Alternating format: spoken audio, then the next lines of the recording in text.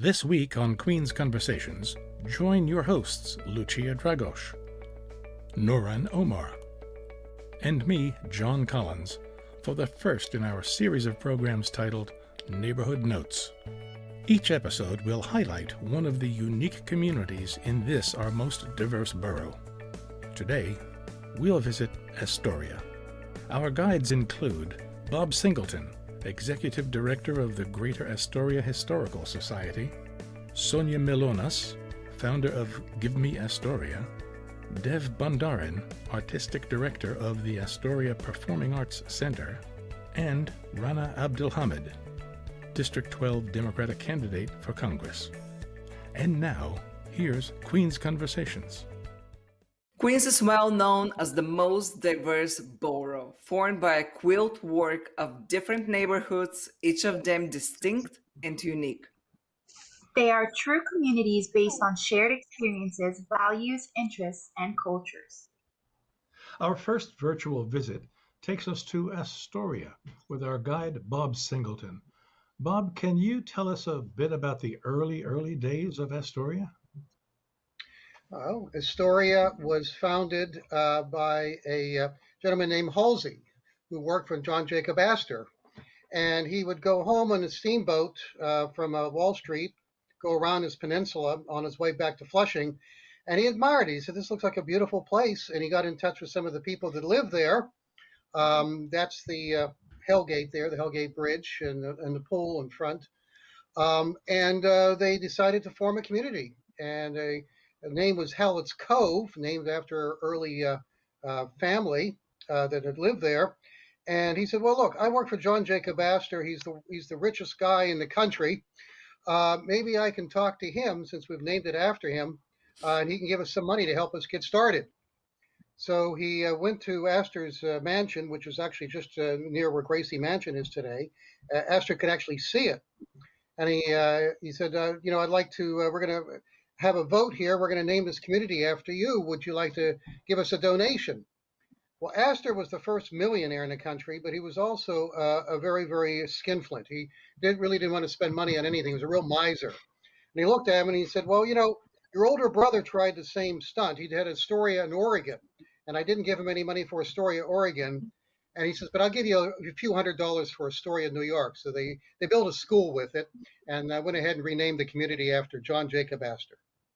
So you are the founder of Give Me Astoria. Tell us a little bit about that and what makes Astoria's food scene so attractive, unique. The uniqueness is that I believe that we're the mecca of food. I mean, Astoria, when it comes to food, I've traveled a lot around the world, and I haven't seen so much diversity when it comes to food and culture as there is in Astoria, especially when it comes to the authentic. We pride ourselves here on authentic food. So on one block, you can experience the best of Greek food, the best of Egyptian, Mexican. If you're looking for brunch, donuts, bagels, let's not even start about the pizza. It's very diverse. We love our food here. I could say that we are probably the foodies of New York City. There is always great specials that are happening around. The owners, the chefs, they're very much involved with the community. The community is very much interested in what's coming out in terms of food, because it's very diverse. That is phenomenal. Deb, what is the mission of Astoria Performing Arts Center, and how has the center contributed on the cultural scene of Astoria? Great questions. Thank you for having me as well.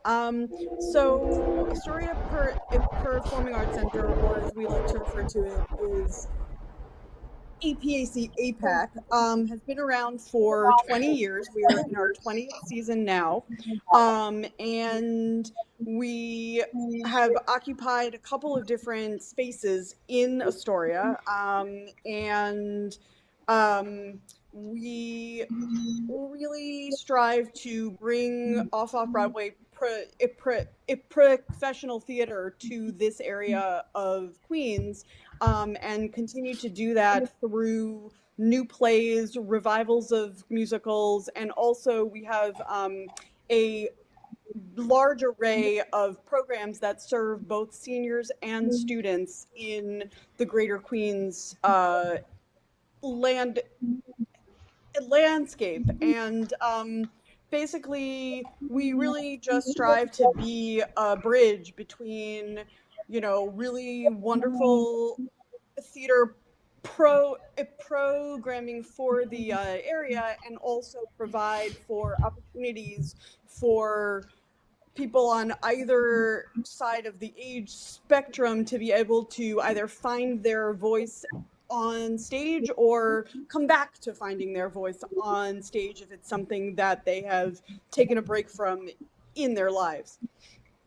Hey, Bob, we're talking about stages and performing. One of the most amazing brands and internationally well-known brands in the musical theater business is the brand known as Steinway. And Steinway has a relationship with Astoria, doesn't it? Oh my heavens, yes. I was fortunate enough to have known, as a member of the society, and a benefactor was Henry Z. Steinway, who was the last family member to actually run the business. And on so many different levels, it is quite a privilege and honor to be part of the family at Steinway. The logo, that Steinway logo, is the most highest valued logo in the world.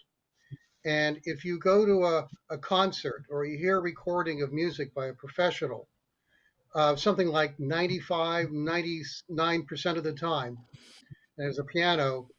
The piano is made right here in Astoria. And the really fabulous, another dimension about this is that many of the people that work at Steinway are native historians, and people have grown up. I think of one fellow named Wally Boot, who's well known, grew up within a couple of blocks of the factory and showed up one day. They gave him a broom, and he went from there. He went for every assignment they gave him. He mastered it beautifully. And there's a really interesting relationship between the arts community and the artisans at the factory, and that is that they both relate to each other.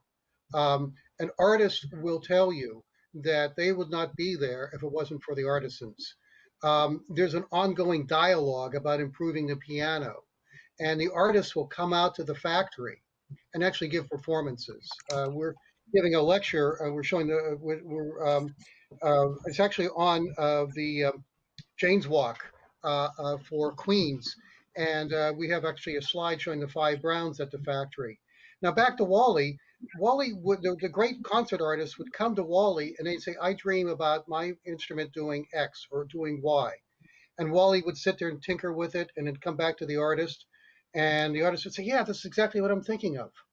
And here's Wally. I mean, here's this guy, graduated high school in Queens. And every great concert artist around the world knows and respects him. And he's not exceptional. He's very much typical of what you find within that factory. So I think it's something that everybody that lives in New York, in Queens, and especially in Astoria should be very, very proud that our name is on the map around the world for many reasons, one of them being that factory, that Steinway factory. Mm-hmm. QPTV did a 4-part series on Steinway, and we had the chance to go inside, and it's pretty fascinating place. And the boulevard is named after Steinway, correct? After the factory. Yes, it is. Yes, it is. I've been giving tours there for about 20 years, and I've taken thousands of people through the factory. There's a waiting list a year long, and you have people from all around the world making a pilgrimage here to Astoria. And how Astoria originated? And speaking of names, how did Astoria have the name Astoria? What was it before? It was called Hallett's Cove after the family that, and the Halletts actually had land here in Astoria up until about about maybe 40, 50 years ago. They had a big funeral home, so a lot of older people remember Hallett's Funeral Home. They moved out to Long Island, but I've met them and I've had I've talked with them. There's a lot of tradition in this community, a fabulous tradition, and we have every reason to be proud of historians on so many different levels. Honestly, you are correct. We should be really proud to be Astorians if you're from Astoria. Sonia, I actually wanted to ask you a question. Have you seen a notice in a shift in the last 10 years when it comes to the Astoria food scene? Yes, in the last 10 years, I've seen a shift. Actually, I moved here in about 15 years ago. So when I first arrived here from Australia, it was like, to me, it just felt like there was a lot more Greek influence when it comes to a lot of the restaurants. Um, but in the last 10 years, I can say that there's more diversity. Um, there is more of a shift with, you see more Mexican, more infused foods as well coming through. There's also more of your fine dining that's come through.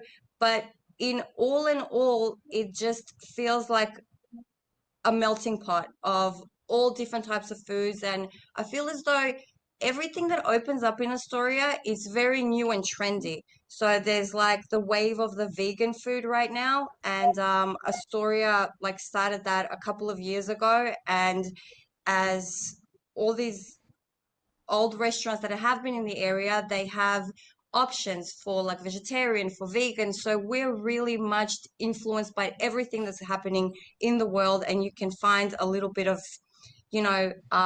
whatever. If you have allergies, if you're in the mood for traditional Mexican, if you're looking for traditional Lebanese food, even the food trucks that are on the streets that have that ethnicity to it, if that makes sense.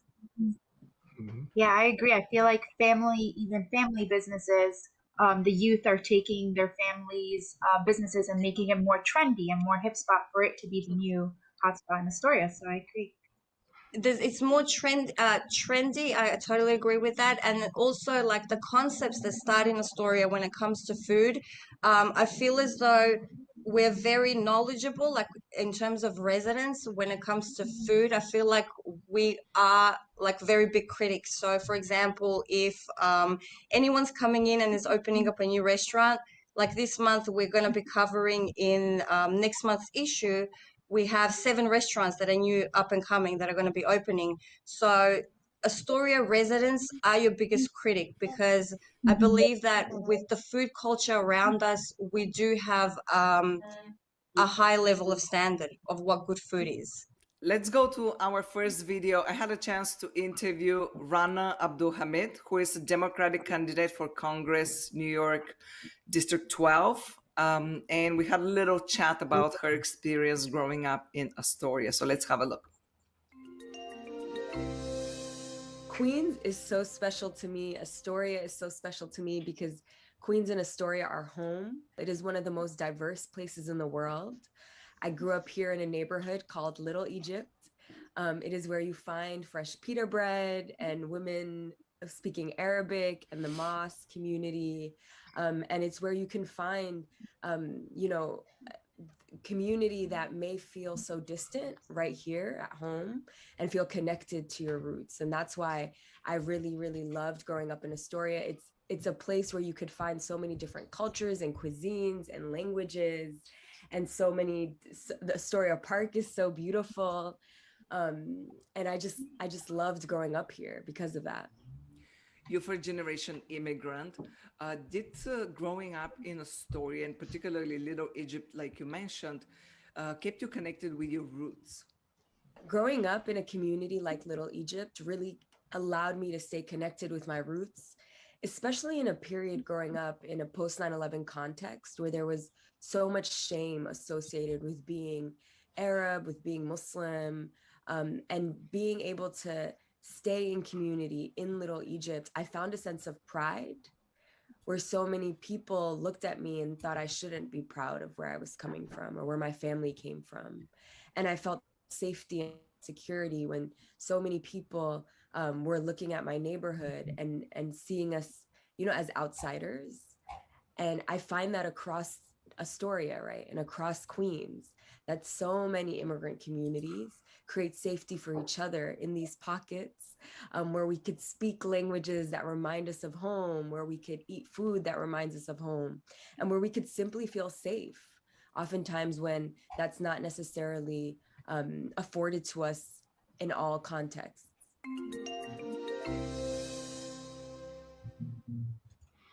Bob, Rana was mentioning the Little Egypt community, and there are many different demographic communities over the years that have come to Astoria. At one point, there was a surge in German immigration, and our friends, the Steinways, had a role to play in helping establish a community there. Do you tell us something about that? Well, there's a couple of things here. I'll talk specifically about the Steinways and in general about the waves of immigrants that have come through here. Um, the Steinways themselves, the head of the family, Heinrich Steinweg was the original name, um, suffered a lot of political abuse in his home country. People talk about when they come to America, they're afraid that people will look askance at them. Well, sometimes you're living in your own country, and people will disagree with your political beliefs or disagree with opinions that you may have. And even though he was a skilled craftsperson, they did not give him a license to make pianos because he was a socialist. And that was verboten, to use a German word, in his own country. When one of his sons came to New York, there was a revolutions in the 1840s in Germany.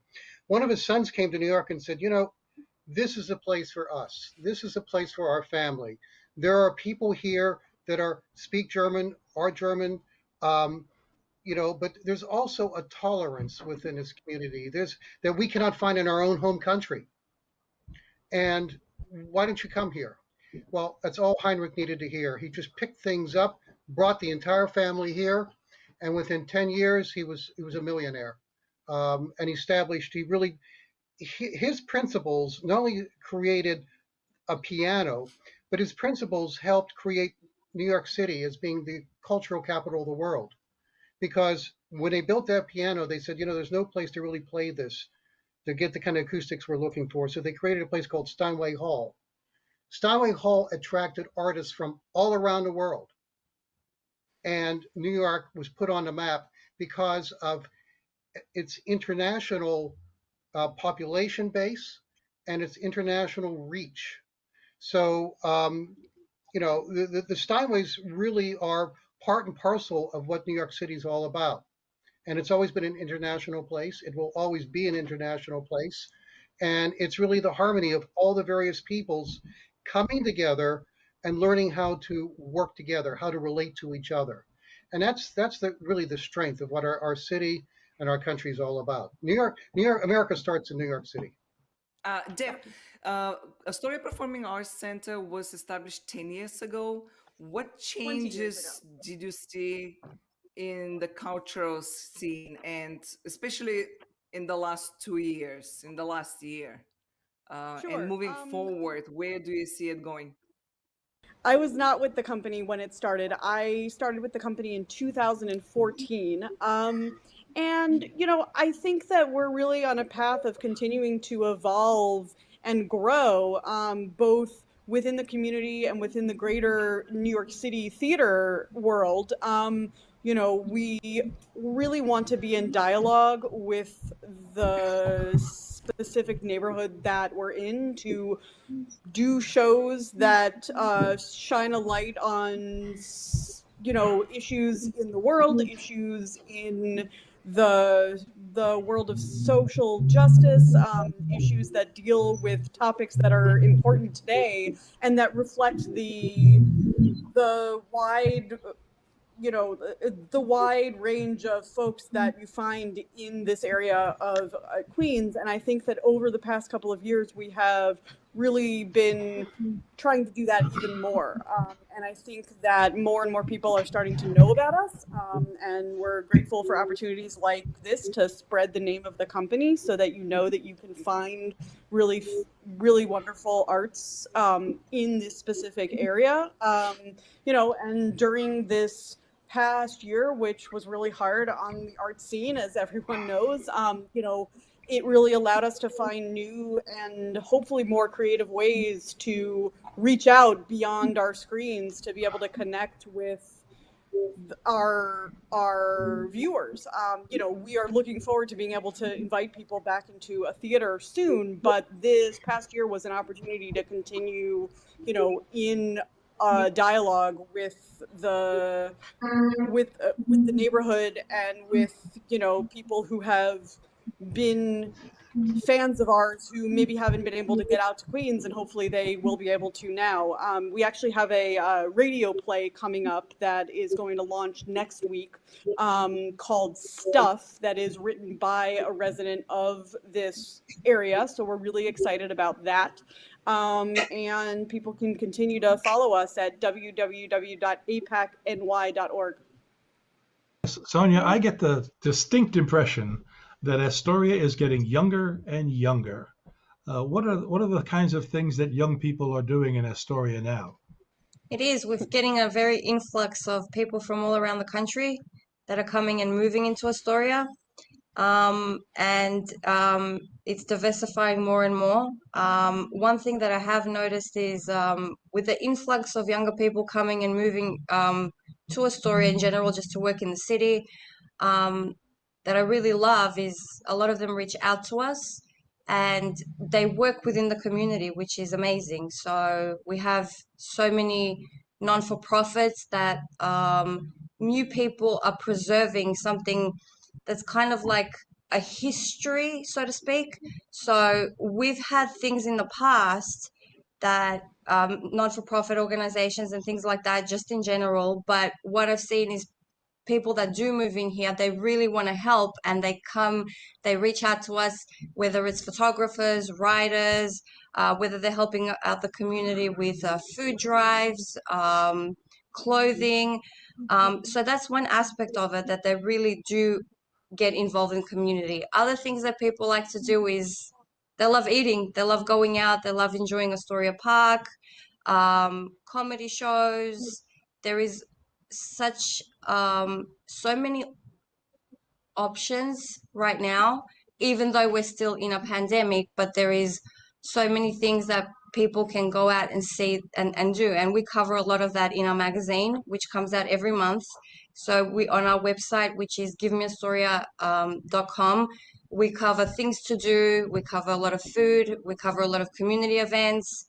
Our magazine is distributed in a little over 100 locations all around Astoria. And I'm happy to share tomorrow we're gonna this is our issue that's coming out tomorrow, and we're covering the best of 36th Avenue.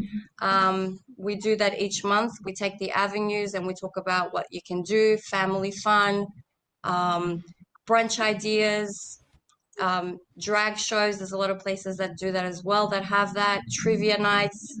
So We're running yeah. out of time. Lots of things to do. Lots of things. Nora. Lots of things to do. We only have just about 3 minutes. I just wanted to speak about gentrification. Astoria is being known as the new Manhattan. So I wanted to know your opinions of how has gentrification changed within the years in Astoria.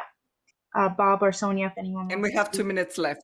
Well, one of the things I can say is there's some parts of Astoria that I hope never change.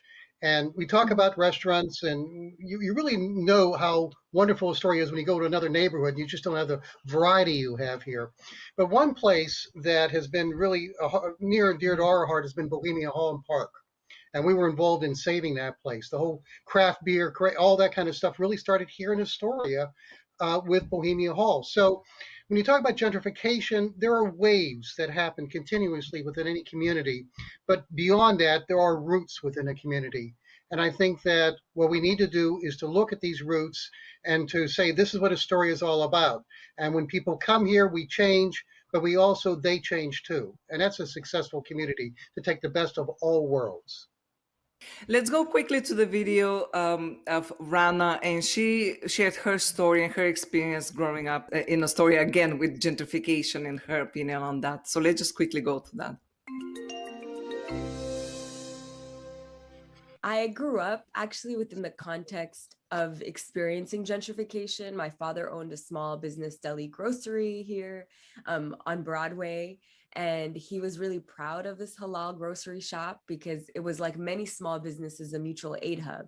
You know, people would come in if they wanted to sell sweets that they wanted to make extra cash, or if they were looking for housing, or if they wanted to talk about what's going on in the neighborhood. Like this is what it was, the kick it spot for so many people. But obviously rising rents and poor policy that protected small businesses and protected our rent controlled apartments failed my father, failed our small business, and we eventually lost our small business. And I'm seeing that not just happen, 10 years ago or something when that happened to my family, but also again right now, both before the pandemic and after the pandemic. And for me, when I think about change that happens in neighborhood communities, I think that there's a lot of opportunity that change can bring that is good, as long as we're ensuring that we are protecting and the affordability that communities have to offer for working class families, for immigrant communities that don't necessarily have access to many resources, to continue to thrive with their businesses, to continue to have affordable housing and not have to struggle to survive. And that's what's really important for me, is to ensure that Astoria can continue to be for everyone, just like it was when I was growing up.